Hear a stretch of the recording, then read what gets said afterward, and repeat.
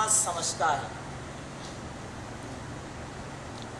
حالانکہ صراط مستقیم کیا ہے اور فرقہ واریت کیا ہے، اس کو پہلے آپ بنیادی اعتبار سے اسے ذہن میں بٹھا لیں. فرقہ واریت وہ یہ ہے، اس کی تعریف یہ ہے کہ صراط مستقیم والے عقیدے سے ہٹ کر باطل عقیدہ اپنانا اور لوگوں کو اس غلط نظریے اور باطل عقیدے میں جمع کرنے کی کوشش کرنا. سمجھے آپ؟ اب سوال یہ پیدا ہوتا ہے کہ صراط مستقیم کیا ہے پھر؟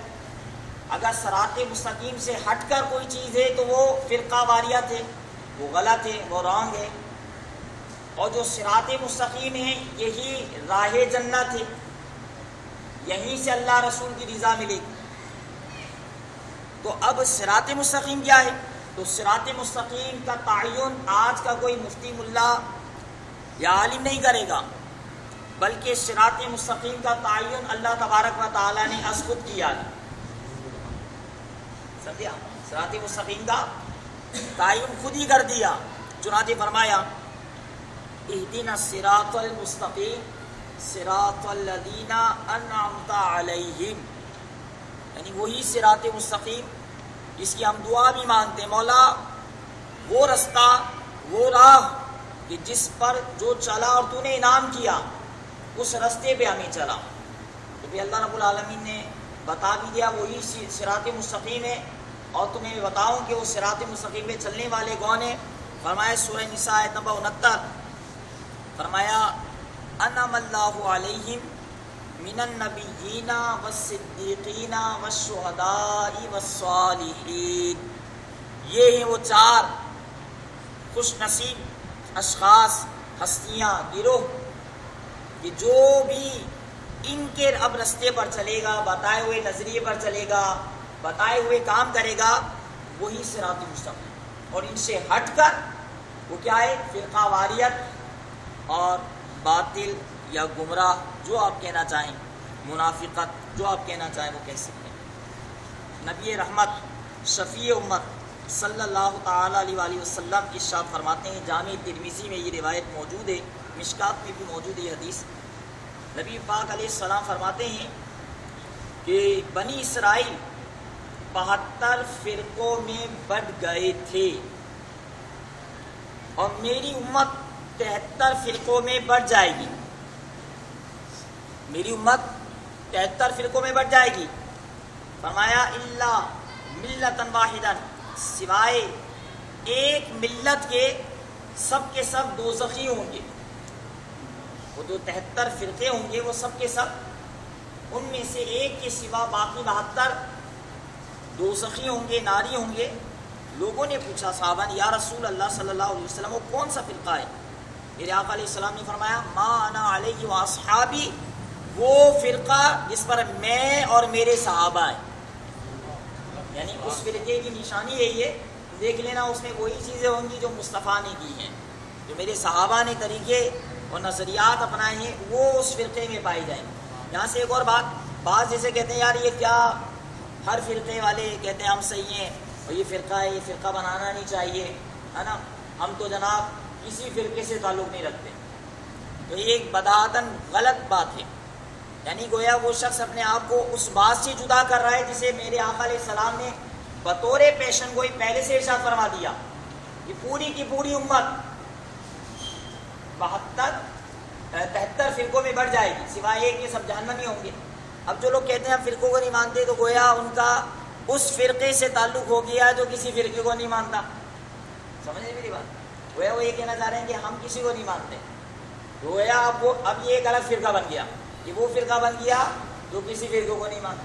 تمہارے فرقے بننا حق ہے کیونکہ زبان مصطفیٰ سے نکلا ہے، حضور کی زبان سے نکلا ہے. پہاڑ اپنی جگہ سے ہٹ سکتا ہے اور پتھر پر لگی لکیر بھی مٹ سکتی ہے، مگر مصطفیٰ کا فرمان غلط نہیں ہو سکتا. حضور نے فرمایا میری امت بڑھ جائے گی. تو لہذا اب یہاں پر جو میں آپ کو عرض کرنے چلا ہوں وہ یہ ہے، ہر مسلمان اس بات سے بخوبی واقف اسے ہونا چاہیے اس کی ذمہ داری ہے کہ جس دین کو مانتا ہے دین اسلام، اس کے تمام عقائد و نظریات اور اعمال قرآن و حدیث کی روشنی میں ہونے چاہیے، اس کا عقیدہ بھی قرآن کی روشنی میں ہو اور اعمال بھی۔ محض عقل انسانی کسی چیز کو جائز یا ناجائز قرار دینے کے لیے کافی نہیں ہے۔ ہم اپنے خود ہی بن جائیں مفتی اعظم اور بولیں کہ جناب یہ حرام ہے، یہ ناجائز ہے، یہ بدعت ہے، یہ شرک ہے، یہ صحابہ نے نہیں کیا تھا، یہ تم خرافات کرے ہو دین میں۔ یہ ہمارا اختیار نہیں، نہ ہماری کوئی حیثیت ہے ایسی، بلکہ یہ اللہ رسول کا منصب ہے، ٹھیک ہے؟ تو ہمارے اعمال اور ہمارے عقائد، ہماری نظریات، ہماری سوچ وہ اسلام کے دائرۂ کار میں رہے۔ میرے آقا علیہ الصلوۃ والسلام نے ارشاد فرمایا، موطا امام مالک کی حدیث ہے، فرمایا میں تمہارے درمیان دو ایسی چیزیں چھوڑے جا رہا ہوں، اگر انہیں مضبوطی سے تھام لو گے گمراہ نہ ہوگے۔ فرمایا کتاب اللہ و سنت نبیہ، اور اللہ کی کتاب اور نبی صلی اللہ علیہ وسلم کی سنت، ان کا طریقہ، وہ دو چیزیں یہ جس نے تھامی ہے وہ کبھی گمراہ نہیں، وہ کبھی بد مذہب نہیں بنے گا، وہ کبھی بد عقیدہ نہیں بنے گا، وہ کبھی گستاخ نہیں بنے گا، وہ کبھی اپنے گمراہ کرنے والا شخص نہیں بنے گا، کیونکہ وہ جب بھی بات کرے گا وہ قرآن سے کرے گا، وہ جب بھی بات کرے گا مصطفیٰ کی احادیث کی روشنی میں کرے گا۔ تو فرمایا جب یہ دونوں چیزیں آپ کے پاس ہیں اور اس میں بھی اپنی عقل کا، اب عقل نہ چلائیں، اپنی رائے نہ چلائیں، بلکہ قرآن و حدیث کی وہی تفسیر اور تشریح کریں جو سرکار نے بیان کی ہے، جو صحابہ کرام علیہم الرضوان نے کی۔ سمجھا؟ مزید وضاحت کروں تو لہذا اس مقام پر ایک سوال پیدا ہوتا ہے کہ قرآن و حدیث کی صحیح تشریح اور تعبیر کے لیے کس چیز کو مد نظر رکھیں؟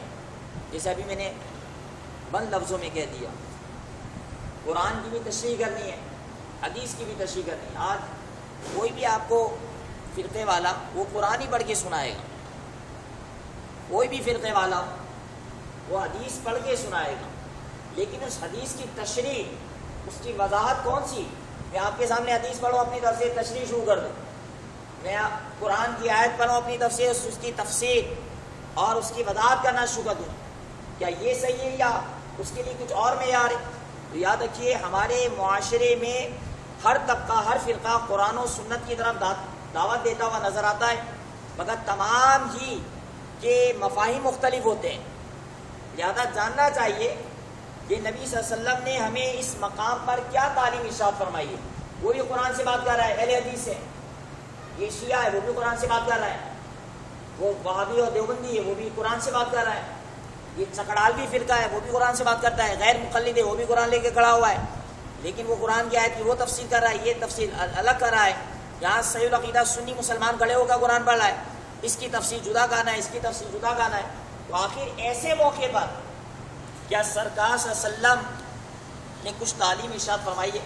میں آپ کے سامنے ایک حدیث پڑھ رہا ہوں، یہ المستدرک علی الصحیحین کے اندر یہ حدیث موجود ہے، حدیث نمبر 387، اور المستدرک علی الصحیحین کا یہ وہ کتاب ہے کہ امام بخاری نے اپنی کتاب کے اندر صحیح احادیث کا التزام کیا، اور امام مسلم نے اپنی احادیث کے اندر صحیح احادیث کا انتخاب کیا، مجمع کیا، لیکن جو حدیثیں ان دونوں حضرات سے رہ گئی تھیں، حالانکہ انہوں نے بہت زیادہ کاوشیں کی، محنتیں کی، اور از خود امام بخاری دور دراز سفر کے لیے گئے، احادیثیں لینے جمع کی۔ امام مسلم کا ایک اپنا تعلیمی زمانہ ہے کہ وہ حدیثیں کس طرح جمع کرتے رہے، لیکن ان سے حدیثیں بعض چھوٹ بھی گئیں، وہ صحیح تھی۔ تو المستدرک الحاکم کے اندر وہ حدیثیں جو امام بخاری اور مسلم کی شرط پر بالکل صحیح تھیں، المستدرک کتاب کے اندر وہ جمع کر دی گئی، جو بخاری و مسلم میں نہیں ملی، وہ المستدرک کے اندر ہے۔ تو ہم یوں بھی کہہ سکتے ہیں کہ المستدرک وہ کتاب ہے جس کے اندر جو حدیث ہے کہ اگر امام بخاری کو مل جاتی تو وہ حدیث ضرور بخاری میں نقل فرما لیتے، اگر وہ حدیث امام مسلم کو ملتی وہ اپنی صحیح مسلم کے اندر وہ حدیث نقل فرماتی، مگر ان وجوہات کی بنا پر وہ حدیثیں رہ گئی، تو المستدرک الحاکم نے ان احادیثوں کو جمع کر لیا، وہ بھی صحیح حدیث ہے۔ چنانچہ ابن عمر رضی اللہ تعالیٰ عنہ فرماتے ہیں کہ حضرت عمر فاروق اعظم رضی اللہ تعالیٰ عنہ نے خطبہ دیا. عمر فاروق اعظم کے بیٹے عبداللہ وہ کہتے ہیں قالا خطبنا عمر، ہمارے والد محترم مولا عمر رضی اللہ تعالیٰ عنہ نے خطبہ دیا اور فرمایا یا ایھا الناس، اے لوگو، میں تمہارے درمیان اسی طرح کھڑا ہوں جس طرح ہمارے درمیان مصطفیٰ کھڑے ہوتے تھے. یہ دیکھیں حضور کی ادائیں صحابہ یاد رکھتے تھے، حضور کو یاد رکھتے تھے. میں تو اسی طرح تمہارے درمیان کھڑا ہوں جس طرح مصطفیٰ انی کنت فیکم کما مقام رسول اللہ صلی اللہ علیہ وسلم فینا، میں اسی طرح کھڑا ہوں جس طرح حضور کھڑے ہوتے تھے. اور آپ صلی اللہ علیہ وآلہ وسلم نے ہمیں فرمایا تھا فقال اوصیکم باصحابی، حضور نے فرمایا تھا کہ تم میں سے جو شخص جنت چاہتا ہے، تم میں سے جو شخص جنت چاہتا ہے تو اسے میں اپنے صحابہ اور پھر تابعین پھر تبع تابعین کے بارے میں وصیت کرتا ہوں کہ ان کو لازم پکڑ لو، ان کا دامن تھام کے رکھو، صحابہ کا اور کس کا؟ تابعین کا. اور فرمایا تبع تابعین کا. وہ حدیث کے الفاظ یہ ہیں، فرمایا ثم الذی یلونہم ثم الذی یلونہم ثم یشف الکذب حتی یحلف الرجل. فرمایا ان کا دامن تھام لو، کس کا؟ صحابہ کا اور تابعین کا، اور ان کے بعد تبع تابعین کا. اس جماعت کو لازم پکڑو کیونکہ پھر اس کے بعد جھوٹ عام ہو جائے گا، اس کے بعد جھوٹ عام ہو جائے گا، حتیٰ کہ قسم طلب کیے بغیر لوگ قسمیں کھائیں گے. قسم نہیں مانگیں گے، وہ بات بات پہ قسم کھا کے بولے گا. اور گواہی طلب کیے بغیر لوگ گواہی دیں گے. تو لہٰذا آپ یہ دیکھ لیں میرے آقا علیہ الصلوۃ والسلام نے یعنی گویا قرآن و حدیث کی جہاں تفہیم اور تشریح چاہیے تو وہاں بتا دیا معیار کیا بناؤ؟ صحابہ کا بتاؤ. اور کس کا بناؤ؟ تابعین کا بناؤ.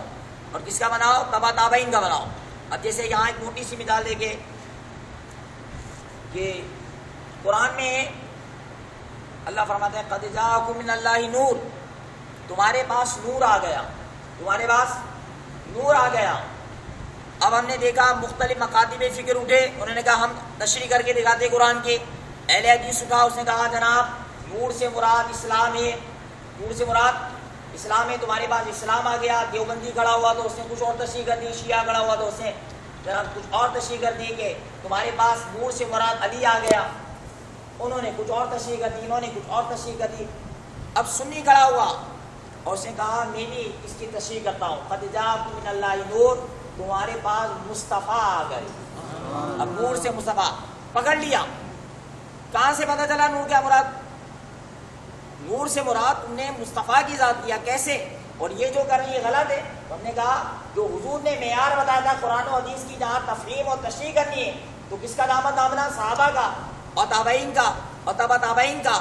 چنانچہ ہم نے اس مقام پر جب پہنچے قد جاءکم من اللہ نور، تمہارے پاس نور آ گیا اور ہمیں جاننا ہے وہ نور کیا ہے، تو ہم مولا اب حضرت عبداللہ ابن عباس رضی اللہ تعالیٰ عنہ کی خدمت میں گئے. یہ وہ صحابی ہیں جو حضور علیہ الصلوۃ والسلام نے ان کے لیے دعائیں فرمائی ہیں. صحیح بخاری کے اندر ہے کہ اللہ تبارک و تعالیٰ عباس کو قرآن کا علم عطا فرما.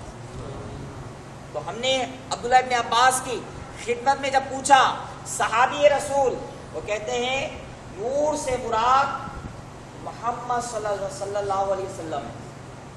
کس نے تشریح کی؟ صحابی نے. تو ان کا اس کا مطلب ہے وہ تشریح قابل قبول ہے قرآن کے اندر اور احادیث کے اندر جو اکابرین نے کی. جبھی تفرقہ بازی ختم ہو سکتی ہے، ورنہ تو پھر آپ اسی میں الجھے رہیں گے اور وہ بھی قرآن پڑھ رہا ہے وہ بھی حدیث پڑھ رہا ہے. تو ہم کہتے ہیں حدیث و قرآن تو صحیح ہے، لیکن مسئلہ یہ ہے کہ قرآن و حدیث کے پڑھ کر بھی اس کے غلط معنی اور مفاہیم کو بیان کرنا اور عوام کا رخ کہیں اور موڑ دینا، مفہوم قرآن ہی بدل دینا، قرآن کچھ کہنا چاہ رہا ہے یہ کچھ اپنی رائے کر لینا، یہ بالکل درست نہیں.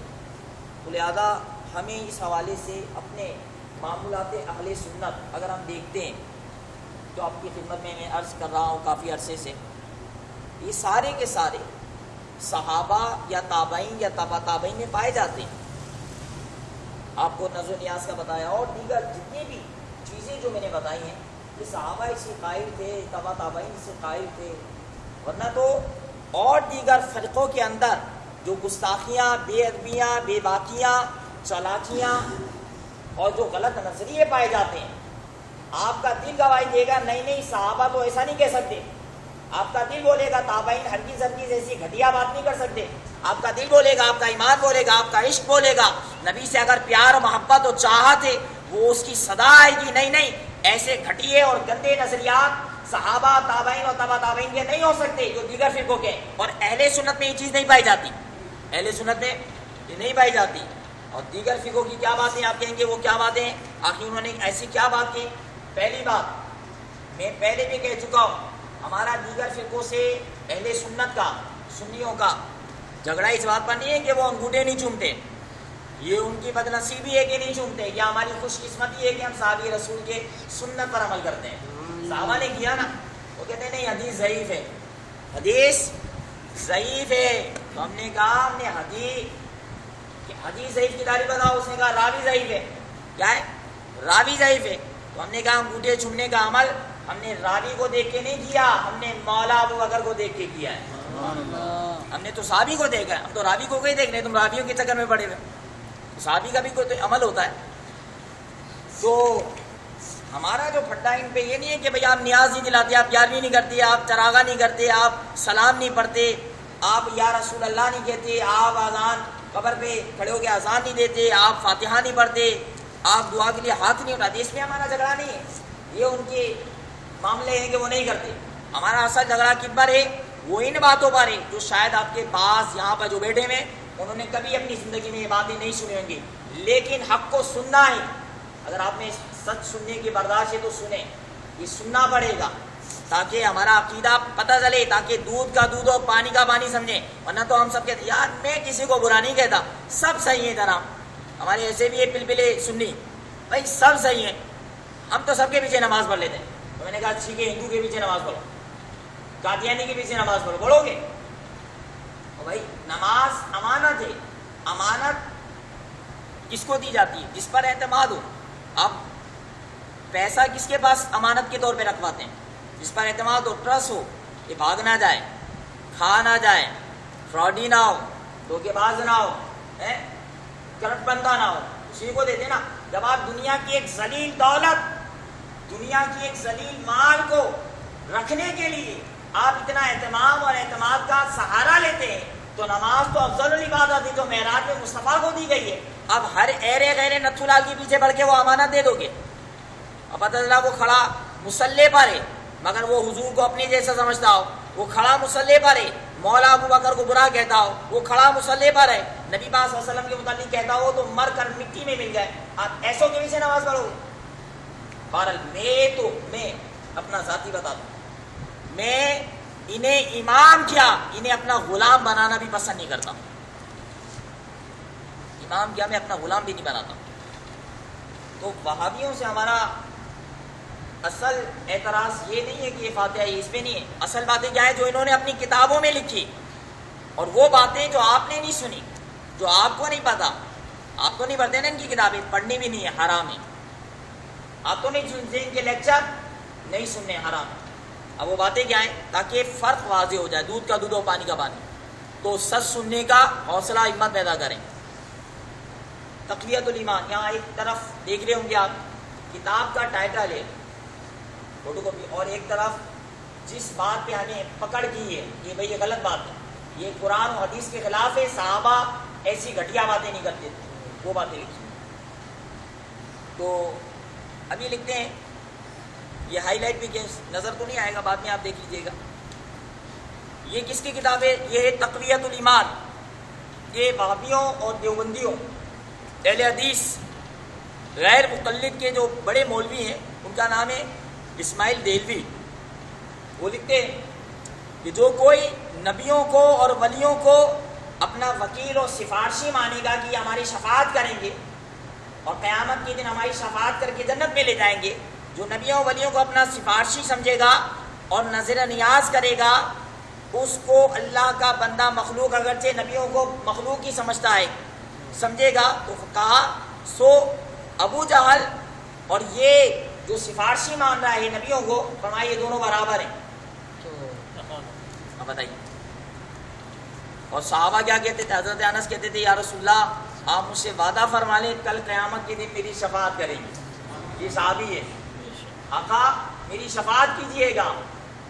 اور یہ خبیث بھی جب نماز جنازہ پڑھتے ہیں تو دعا پڑھتے ہیں شافعا و مشفع، شافعتا و مشفع، مؤنث و مذکر کے اعتبار سے.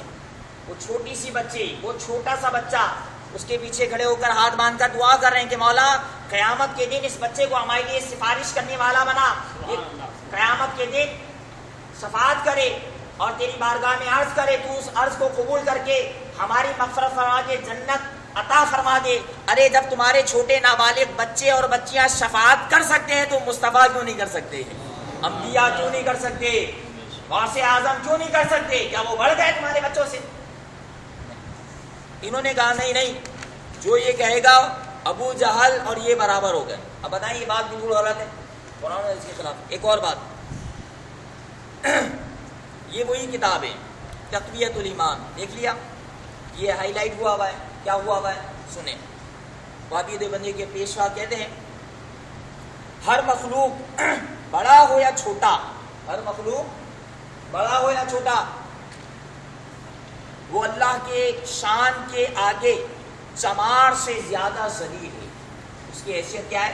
چمار جیسی. چاہے کوئی بھی مخلوق ہو، مخلوق کو کل لے لیا، کل کا اعتبار کرتے ہوئے نعوذ باللہ من ذالک کہنا نہیں چاہیے. اشارہ انبیاء اور اولیاء بھی کہ اللہ اللہ اللہ کی شان. تو ہم نے کہا ہم کون سا اللہ کی شان گھٹا رہے ہیں؟ ہم کون سا اللہ کی شان نہیں مانتے ہیں؟ اللہ کی شان تو ایسی ہے کہ اسے کوئی بندہ بیان ہی نہیں کر سکتا ہے. ٹھیک ہے نا؟ اللہ کی شان. اب انہوں نے ساری مخلوق کو کس کٹھیرے میں لا کے کھڑا کر دیا؟ چمار کے دائرے میں. اور اللہ تعالیٰ قرآن میں کیا کہتا ہے؟ وَتُعِزُّ مَن تَشَاءُ وَتُذِلُّ مَن تَشَاءُ. اللہ عزت دیتا ہے، اللہ تو عزت والا ہے، وہ عزت دیتا بھی ہے. تو جب جس کو عزت دے دی تو اس کا مطلب ہے وہ چمار نہیں ہے. وَتُعِزُّ مَن تَشَاءُ وَتُذِلُّ مَن تَشَاءُ، جس کو عزت دی وہ چمار نہیں ہے. اب سنیے قرآن، اللہ فرماتا ہے وَلِلَّهِ عِزَّتُ وَلِرَسُولِهِ وَلِلْمُؤْمِنِينَ وَلَكِنَّ الْمُنَافِقِينَ لَا يَعْلَمُونَ. عزت یہ سب اللہ کے لیے، وَلِرَسُولِهِ اس کے رسول کی عزت ہے، وَلِلْمُؤْمِنِينَ جو ایمان والے ہیں ان کی عزتیں ہیں، وَلَكِنَّ الْمُنَافِقِينَ لَا يَعْلَمُونَ منافقین نہیں سمجھتے اس بات کو. اب یہ قرآن یہ کہہ رہا ہے اور وہابی نے جو لکھا وہ آپ کو میں نے سنا دیا. قرآن کہتا ہے ہاں، اللہ کہتا ہے ہاں اللہ کی عزت ہے اور اللہ کے نزدیک مصطفیٰ کی عزت ہے. اور مصطفیٰ کی عزت کیسی ہے اس کو تو بیان نہیں کر سکتے، مگر میرے امام کہتے ہیں کہ زہے عزت و اعتلاء محمد ہے. زہے بابا، زہے مانے ہوتا ہے بابا، زہے عزت و اعتلاء محمد کہ ہے عرش حق زیر پائے محمد. حضور کی عزت یہ کہ اللہ کا عرش بھی نیچے آ گیا. یہ کس نے عزت دی؟ وَتُعِزُّ مَن تَشَاءُ وَتُذِلُّ مَن تَشَاءُ. اور مومنین کی. منافقین اس چیز کو نہیں سمجھتے. بہت ساری اس میں باتیں لکھی ہوئی ہیں، المختصر بہت طویل ہو جائے گا بہت زیادہ، ان کا دیکھ لیا. اور مزید یہ بھی سن لیجئے، یہ کتاب ہے فکر و عقیدہ کی گمراہیاں اور صراط مستقیم کے تقاضے. یہ وہابی دیوبندی ان کے پیشوا ہیں ابن تیمیہ، کہتے ہیں 15 شعبان کا روزہ رکھنے اور اچھے کھانے پکوانے اور مساجد میں اجتماع کرنے یہ تو بدعت ہے. یہ کیا ہے؟ بدعت ہے، یہ درست نہیں. اور بھائی روزہ کس کے لیے رکھا ہم نے؟ اللہ کے لیے. یہ کہتے ہیں کہ بدعت ہے، حدیث میں نہیں آیا. پہلی بات حدیثیں کیا ہے؟ حدیثیں. اور دوسری بات حدیث نہ بھی ہو، روزہ رکھا کس لیے؟ اللہ کے لیے رکھا ہے. اور اللہ کی عبادت سے کون منع کرتا ہے؟ شیطان. یہ منع کر کے اپنے آپ کو ظاہر کر رہے ہیں ہم کون ہیں بھائی دیکھ لو. عبادت سے منع کر رہے ہیں نا، ہم کون ہیں وہ دیکھ لو. ہمیں خود ان کا حال بتا رہا ہے. ایک اور بات، تو لہٰذا ان کی کتابوں سے بچیں، ان کے ترجمہ قرآن یہ بھی ترجمہ قرآن سے بھی بچیں. ایک کتاب ہے اہل حدیث نے ترجمہ کیا ہے، مولوی ثناء اللہ امرتسی، یہ تفسیر سنائی دیکھ لیں، یہ اس کی ایک کتاب کا مین ٹائٹل ہے. اب یہاں ایک قرآن کا ترجمہ ہے قرآن کی آیت کا، سنیے. انکا میتن و انہم میتون، چلے سورہ زمر ہے. ترجمہ کس نے کیا ہے؟ ابھی میں آپ کو ایک عاشق رسول کا ترجمہ بھی بتاؤں گا. اس نے کیا ترجمہ کیا ہے؟ اے نبی بے شک تو مر جائے گا اور وہ بھی مر جائیں گے. انکا میتن، میت کا لفظ ہے. اے نبی تو مر جائے گا اور وہ بھی مر جائیں گے. اس نے ترجمہ کیا. اچھا یہ ترجمہ جو جس قرآن میں ہے وہاں پر حاشیہ بھی لگا ہوا ہے، تفسیر بھی تھوڑی تھوڑی لکھی ہے. اسی تفسیر کے اندر ایک اور چیز لکھی ہے، ہائی لائٹ ہوئی ہے، پڑھ کے سنا رہا ہوں. اس نے لکھا ہے مرزا غلام قادیانی کا ذکر کیا اور کہا کہ مرزا صاحب ساری عمر کوشش کرتے رہے 2 مئی 1908 کو انتقال کر گئے. میری بات سمجھ میں آئی؟ مرزا غلام احمد قادیانی جس نے نبوت کا دعویٰ کیا دجال، اس کے لیے کیا استعمال کیا کہ 2 مئی کو انتقال کر گئے. اور وہ آیت جو نبی پاک علیہ السلام کے متعلق نازل ہوئی اس میں کہا کہ وہ تو مر جائے گا، نبی کو کہا تو مر جائے گا، اور غلام احمد قادیانی کا پٹھو بنا اور کہا کہ یہ انتقال کر گئے. میرے آقا امام اہل سنت کا ترجمہ سنیے، اعلیٰ حضرت ترجمہ کرتے ہیں بے شک آپ صلی اللہ علیہ وسلم بھی انتقال کر جائیں گے، آپ صلی اللہ علیہ وسلم بھی انتقال کر جائیں گے اور یہ بھی مرنے والے ہیں. کتنا پیارا شائستہ ترجمہ ہے. تو ایسے شوق کی کتابیں پڑھیں. حضور کے لیے، ارے تم نے غلام احمد قادیانی کے لیے انتقال کا لفظ استعمال کر لیا، مصطفیٰ کے لیے تم نے وہ لفظ استعمال کیا کیوں؟ اس کا مطلب ہے ساری جلن اور سارا معاملہ جو ہے مصطفیٰ کی ذات سے ہے، جو حضور نے جو بتائے تھے نا صحابہ کا تابعین و تبع، یہ سب ان سے ہٹ کر چلے. تو آپ سمجھ جائیں موجودہ دور کے یہ سچ اور حق بات سننے کی رکھیں ذہن میں، اور جہاں ہو موقع بول بھی دیں. اہل سنت آپ کے جو اس دور کے صحیح العقیدہ سنی ہیں، جو امام احمد رضا کے ماننے والے جنہیں آج بریلویوں سے تعبیر بھی کیا جاتا ہے، وہی صحیح العقیدہ مسلمان اس سے ہٹ کر سب گمراہ ہیں، فاسق ہے. اور میرے آقا علیہ السلام نے جو فرمایا تھا جہنمی ہے. یہ یقین کامل رکھنا پڑے گا ورنہ آپ کا ایمان کامل نہیں ہوگا کہ آقا کا فرمان سچا ہے. کیونکہ اہل سنت ہی وہی تعبیر اور قرآن کی حدیث کی وہی کر رہے ہیں جو صحابہ کریں. صحابہ نے کبھی بھی حضور کو بھائی نہیں کہا تھا. صحابہ نے یہ نہیں کہا تھے حضور مر کر مٹی میں مل گئے. صحابہ نہیں کہتے تھے حضور کا میلاد منانا شرک اور بدعت حرام ہے، فاتحہ کا گانا اور 11ویں گانا یہ حرام اور بدعت ہے، یہ نادا. یہ سب صحابہ نہیں کرتے تھے. یہ آج کل کے مولوی یا آج کل کے وہابی دیوبندی یہ سارے باطل فرقے وہ سب کرتے ہیں. ان سے بچنا چاہیے، یہ ہماری ذمہ داری. ایمان میں نے آپ کے سامنے بالکل دودھ کا دودھ اور پانی کا پانی. باتیں تو اتنی ہیں کہ گھنٹوں میں اس پر کلام کروں. ذاکر نالائق جو ٹی وی پہ آ کر کتنی بکواسیں کرتا ہے، ہم بڑے سن رہے ہوتے ہیں، ہم اور بڑی زبردست انگلش ہے، بڑے دلائل ہیں، قرآن پڑھ رہا ہے، حدیث پڑھ رہا ہے. کبھی آپ نے دیکھا ہے وہ قرآن و حدیث کی تفہیم و تشریح کیا کر رہا ہے؟ آپ کو پتہ بھی نہیں ہوگا. اس کے کئی لیکچر ہم نے از خود بھی سنے. اس نے قرآن و حدیث کی روشنی میں غلط مسائل لوگوں کو بتائے، جن میں سے چند مسئلے آپ سن لیجیے. یہی ذاکر نالائق اس کا تعلق وہابی مذہب سے ہے. کہتا ہے نبی صلی اللہ علیہ وسلم یہ تو مر چکے اور نبی کو ماننا ہمارے لیے حرام ہے، اور حضور سے مدد مانگنا بھی حرام اور گناہ ہے. قرآن پاک کو بغیر وضو چھوا جا سکتا ہے. یہ سب ذاکر نالائق کے خرافات ہیں. اور کہا نبی پاک علیہ الصلوۃ والسلام سے شفاعت نہیں طلب کر سکتے، وہ تو مر چکے ہیں. مزارات کو توڑ دیا جائے کیونکہ مزارات پہ جانا حرام اور گناہ. یہ ساری اس کی اسپیچ آپ یوٹیوب پر ڈاؤن لوڈ کر کے دیکھ سکتے ہیں. یہ ذاکر نالائق کی تقریریں ہیں، ذاکر نالائق کی. تو دیکھ لیں آپ ہم کس مذہب پر چل رہے ہیں. آپ کی نماز روزہ حج و زکوٰۃ ہماری یہ کب قبول ہوں گی؟ جب ایمان درست ہوگا. ایمان ہی درست نہیں تو آپ کی نماز روزہ حج و زکوٰۃ کس کام کا ہے؟ تو لہذا ایمان کو مضبوط کریں. صحیح کیا ہے اللہ کی بات. بڑی چیلنج کے ساتھ آخری بات، اہل سنت کی بتائے وہ کون سی کتاب ہے جس میں اللہ رسول اور صحابہ کے متعلق غلط ہو یا خرافات ہیں؟ آپ کوئی کتاب مائکہ لال دکھا نہیں سکتا.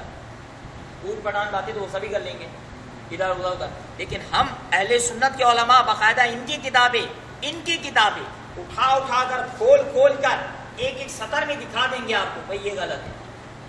اور اہل سنت والجماعت کی کوئی کتاب آپ ایسی نہیں دکھا سکتے جس میں خرافات ہوں. وہ اہل سنت اہل جنت، اہل سنت اہل جنت ہے. حضور نے فرمایا نا 73 فرقے بنیں گے اور ایک فرقہ ہوگا جنتی ہوگا، باقی جہنمی ہوں گے. اور کون ہوگا؟ جس پر میں ہوں اور میرے صحابہ چلے، تابعین اور تبع تابعین چلے. ان کو مضبوطی سے تھام لو، یہ جس راہ پر چلیں یہی جنت کی راہ ہے، ان کو تھام کے رکھو. اللہ رب العالمین ہم سب کو خرافات سے بچائے، بدعقیدوں سے بچائے، اہل سنت پر